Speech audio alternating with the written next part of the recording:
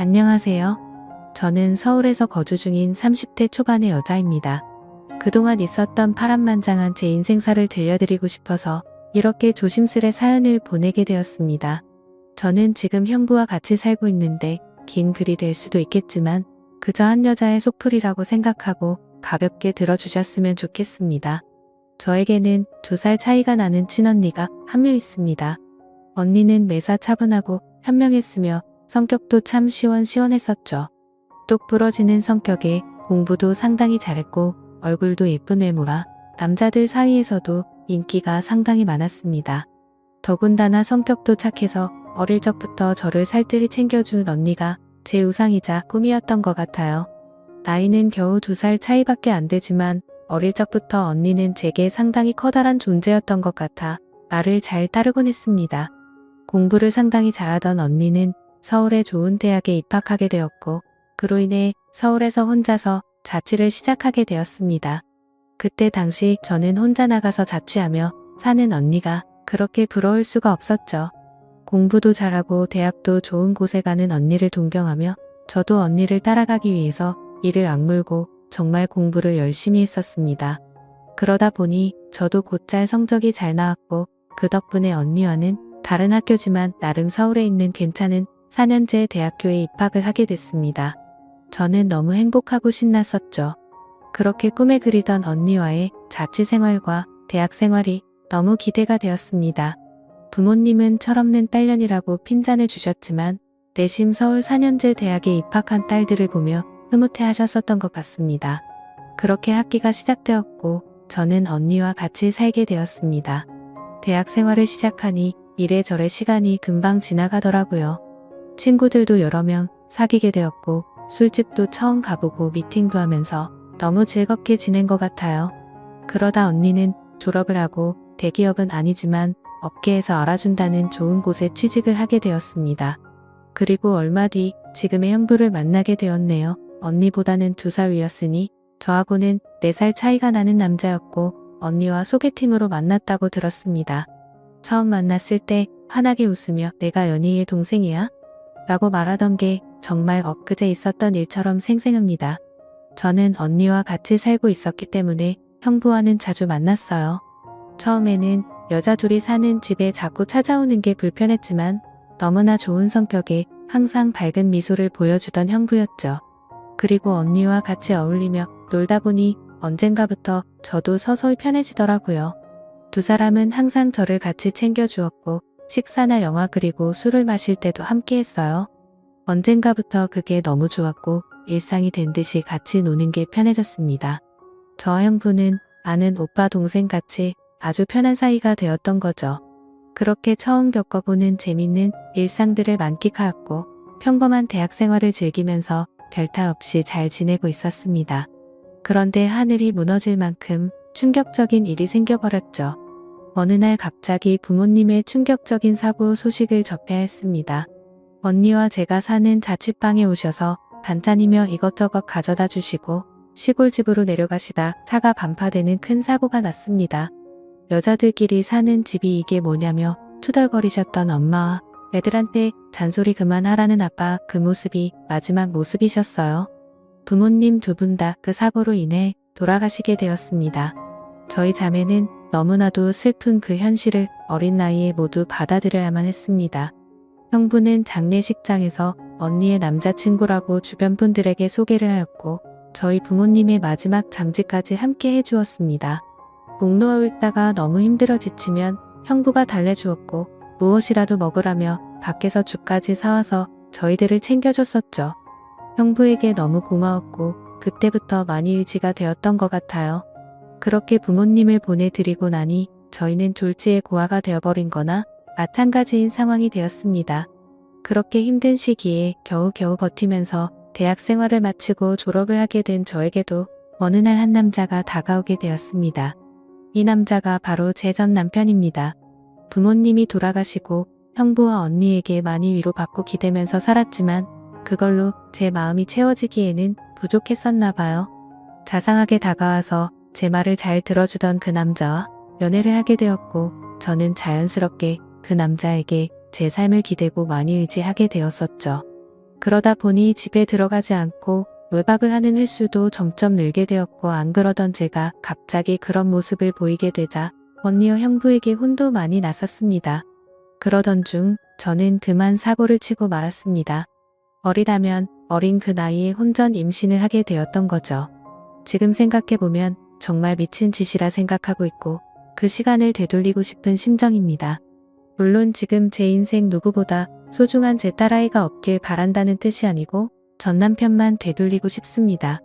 하지만 그때 당시에는 그 남자를 많이 의지했고 사랑했었기에 미래가 행복할 거라 꿈꾸고 아이를 낳자고 마음먹었습니다. 그렇게 저희는 예정에 없었던 결혼을 급하게 하기로 한 거였죠.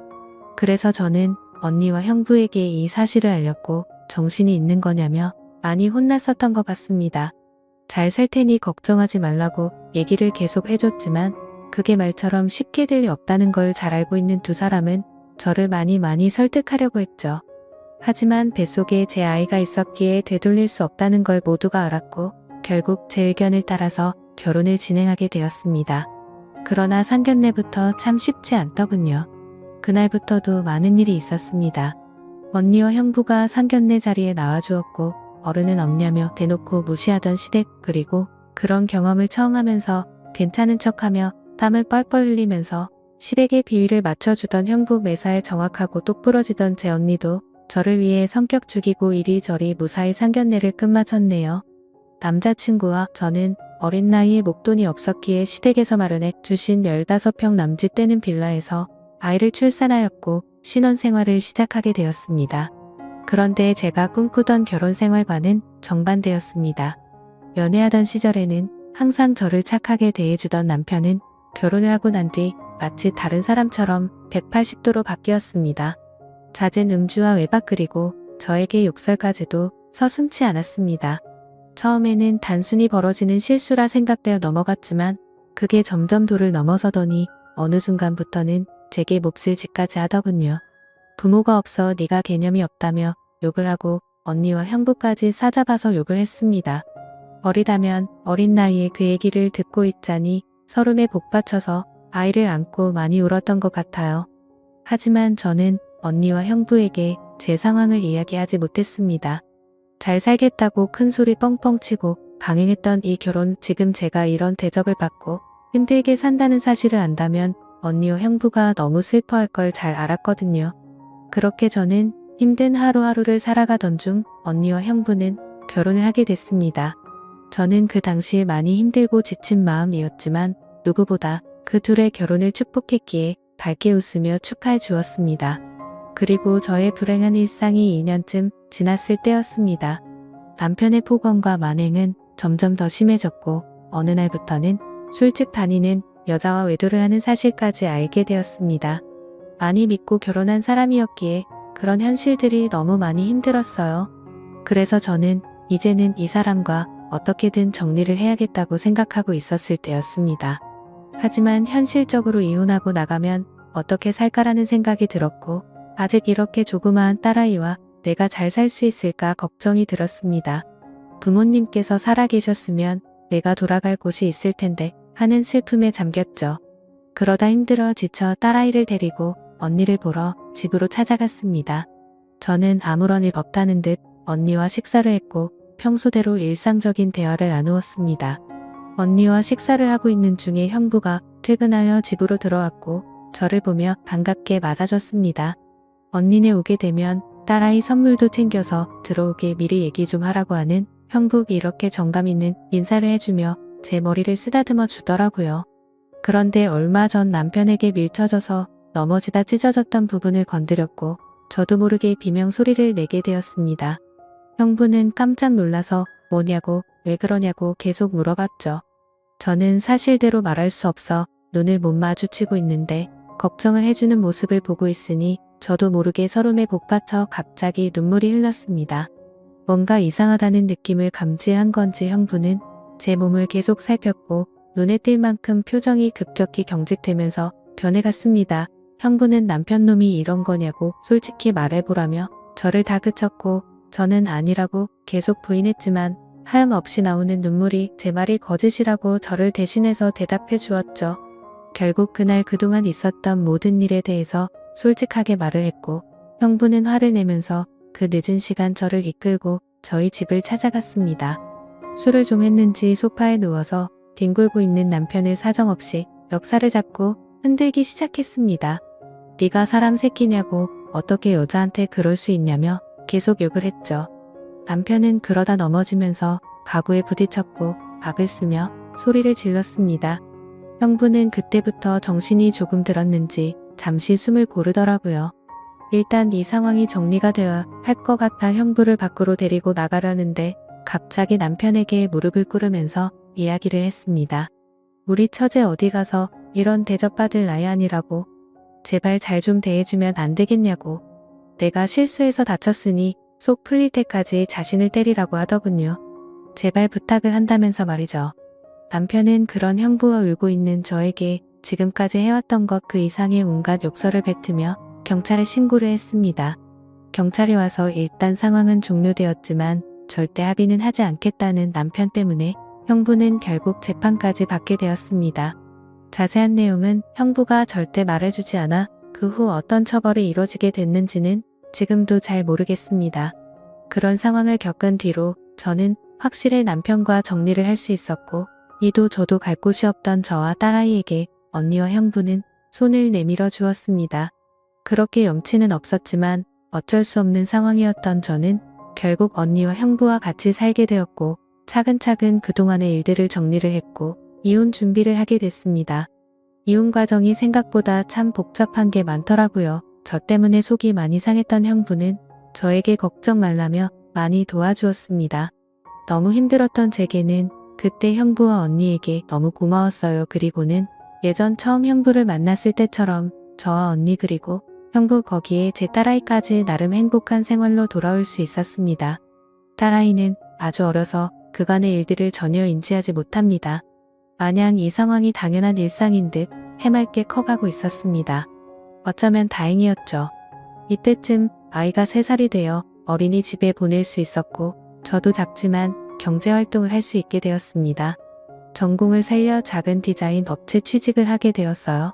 이 회사가 프리랜서처럼 집에서도 일을 할 수 있었기에 아이를 키우는 저에게는 딱 알맞은 직장이었거든요. 급여는 그리 많지 않았지만 빨리 목돈을 모아서 이 집에서 독립하기 위해 이 악물고 일했던 것 같습니다.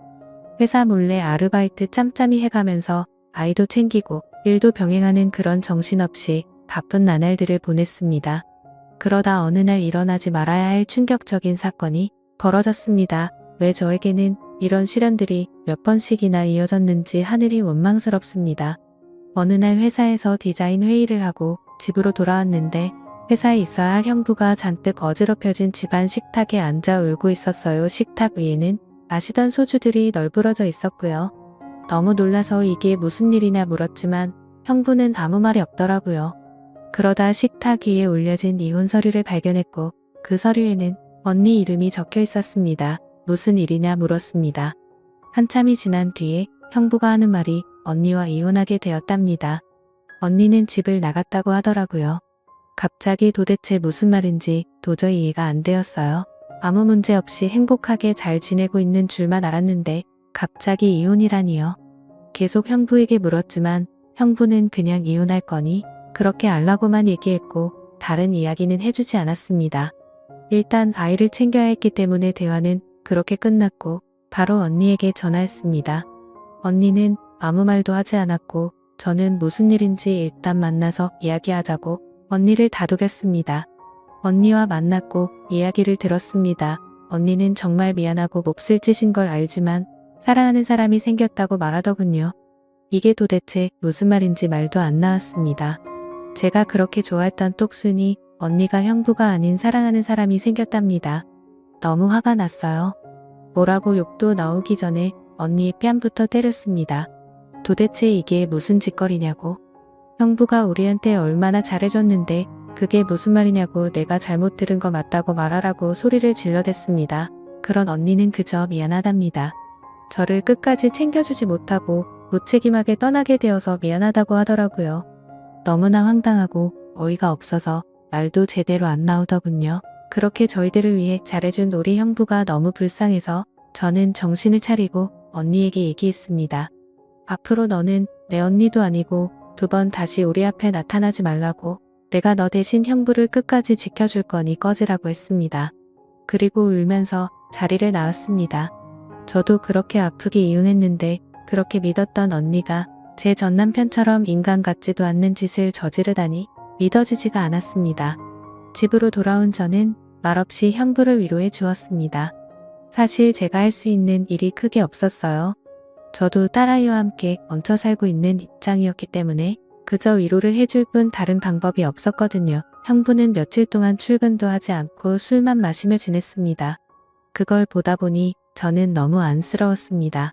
그래서 그때부터 언니 대신 집안일을 더욱 더 살뜰히 챙겼고 가사, 육아, 일을 병행하게 되었습니다. 너무 바쁘게 움직였지만 그것보다 형부의 충격이 더 걱정되어 힘들다는 생각도 못했었죠. 그러던 어느 날 형부가 저를 불렀습니다.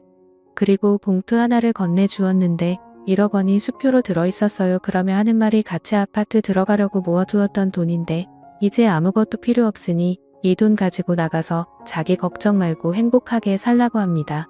여기에 계속 있기 불편하지 않겠냐고. 어차피 끝까지 저랑 제 아이 데리고 가려고 했었기에 그 몫을 나누어 주는 거라고 하더군요. 힘든 그 와중에도 제 걱정을 하고 있었다니 눈물이 나서 펑펑 울어버렸어요. 그리고 형부를 꼭 안아주며 내가 같이 지켜줄 거니까 너무 슬퍼하지 말라고 당분간 곁에 있게 해달라고 형부가 정신 차리면 내가 알아서 나갈 테니 이 돈은 필요 없다고 말했습니다. 형부도 감정이 복받쳤는지 목 놓아 울었고 알겠다면서 고맙다고 말하더라고요. 그렇게 저와 저희 딸아이 형부까지 비록 임시지만 새로운 가족이 되었습니다.